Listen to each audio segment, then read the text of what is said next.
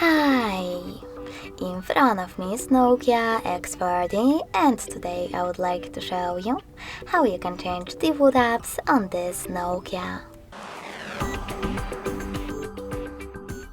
Begin by opening Play Store and installing your new default apps.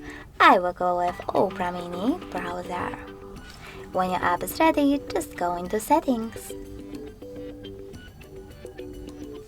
In Settings, you need to choose Apps section and click on Default Apps. Following that, click on one of those sections, in my case Browser app, and tap on an app that you wish to apply. So now when I go back, as you can see, default app on my Nokia has changed. Thanks so much for watching. If you enjoyed this video, leave a like, comment and subscribe. Bye!